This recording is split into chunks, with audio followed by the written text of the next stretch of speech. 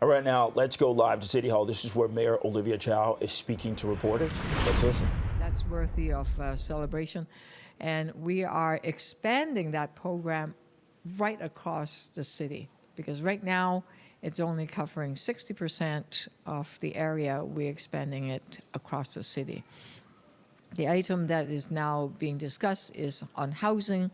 You've heard me talk about housing, the importance of building now, and that we need to and must build affordable housing. Toronto is ready. We have a roadmap, and everyone feels that all hands on deck, and that's one of the major areas that we'll be discussing the provincial and the federal government to invite them to step up and build. We have the land, we've identified it, we have the partnership of different organizations, and everyone support this program, this roadmap to build more housing, and we'll proceed to do so. I think you have some questions about other issues, however. Should we start with the ambulance? Who wants to start with sure. the... Okay, yeah, Mayor Chow. Toronto's paramedic union, issuing what they call a code red alert, saying that there were no ambulances available yesterday to respond to emergencies.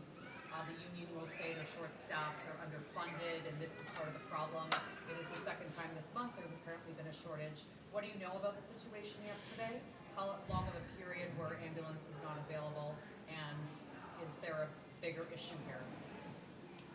There's several issues. My dad, my late father had an incident in his long-term care home and called the ambulance, and it took the ambulance a long time to come.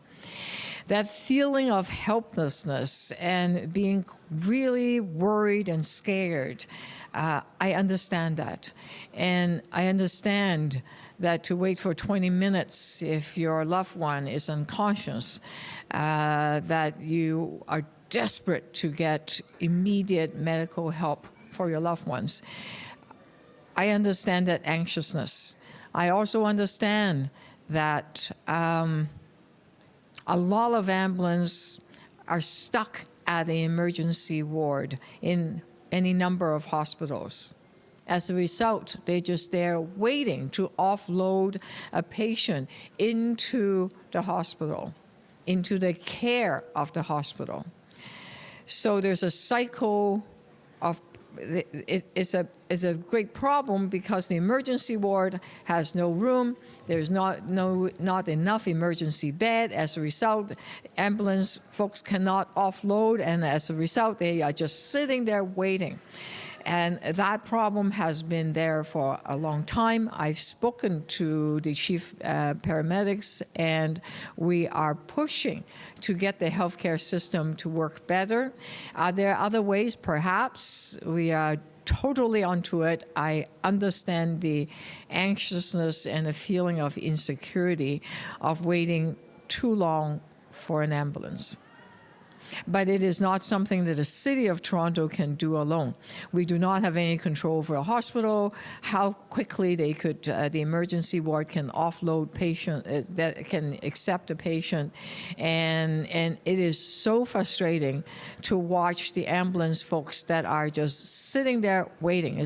Ambulance is not the only one. Fire, police, ambulance, many of them are just waiting there at the emergency ward to offload the people that needs to be taken care of. Mayor Chow, on Friday, your TTC chair pushed to suspend the head of the TTC and did not succeed in that. You've suggested that you didn't have much knowledge about that, but the TTC chair has said that he moved in your office about it. What involvement did you and your office have in that meeting? I do want to point out, you're dealing with a personnel issue. It is private and confidential. I am not interested in breaking any confidentiality when it's a human resources matter. And since Friday, I've been briefed by the TDC chair, but only on matters that are not breaking any confidentiality. I mean, with a decision as significant as that, putting, Say that again? with a decision as significant as potentially putting the head of that important agency on leave, shouldn't the mayor's office be involved in that decision, or like you're saying that you had no knowledge of it beforehand? The human there's a Ontario code that said that if there is any personnel issue, it needs to go directly to the TTC chair. It does not mandate the mayor to take control. You do know TTC is an arm's length board and agency, and we appoint people to TDC board. So I don't directly control the TDC board, and I also am not on it. So whatever the chair does with the board, we have to honor their decision.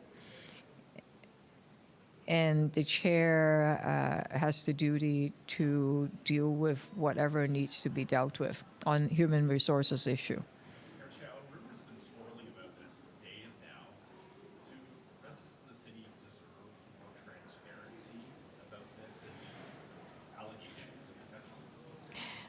I went and did a Google search on news story, and there were substantial news stories, but those are news stories.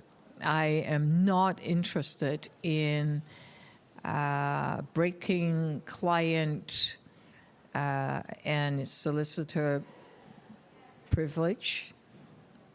Matter that are human resources needs to be kept confidential. So I am not at all interested in wandering into that territory because it's unfair to every party involved. So can the city residents then expect that there will be no So- report out then of these allegations or the investigation that the board adopted in that? I think the time will come, the board would make a decision on whatever on these issues. And when the time is right, I am sure the board will do the right thing. And I'm a firm believer of transparency on every issue, but not personnel issue, because that's not fair. It's also not legal.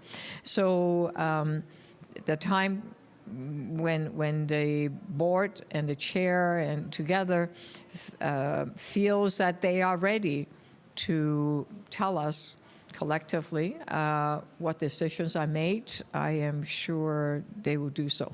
And I have faith that they will make the right decision. On the request for the federal government to open up armories or federal buildings, what kind of difference would that make in alleviating the pressure on the shelter system? And is it a short-term or long-term solution? Because I have been a counselor for many years, I have seen the Fort York Armory, the Moss Park Armory opened in winter times. I've seen it. I've been in it. I've seen hundreds of people being able to sleep and be kept out of the cold. At the end of the day, the federal government needs to have a reception center for refugees. It needs a comprehensive refugees settlement plan. We will partner with them. It needs to provide funding that is allocation based on the number of refugees rather than an arbitrary number through the IHAP program. And it also needs to step up on the housing benefits program, the Canada-Ontario Housing Benefit Program, so that some of these homeless people can immediately find permanent good home.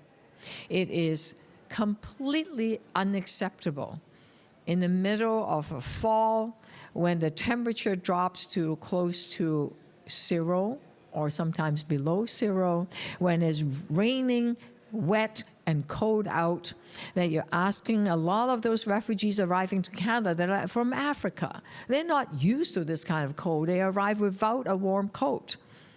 How could they possibly survive on the streets? So the federal government needs to step up and actually take action. And we've been asking, and we've been asking. And every night, there are more people in front of Peter Street because they have nowhere to go. Okay? We have opened up hundreds of shelters. We've put in $850,000 to help the churches. We have put in actual millions of dollars for housing benefits, for rent subsidy. The city have stepped up. We've go way beyond what we can possibly do, even when we have $1.5 billion budget deficit. We stepped up. But we don't have any more money to do any more. We cannot open up more shelter spaces because all our shelters are full. We literally can't do any more. You've been calling for this help from the federal government. Yes, I And have. we've been listening to Toronto Mayor Olivia Chow address a myriad of issues, including housing. She says that there is a roadmap in place to build more housing. She spoke about the recent ambulance shortage, the status of the TTC CEO, Rick Leary, as well as what refugees are supposed to do, especially in the winter months.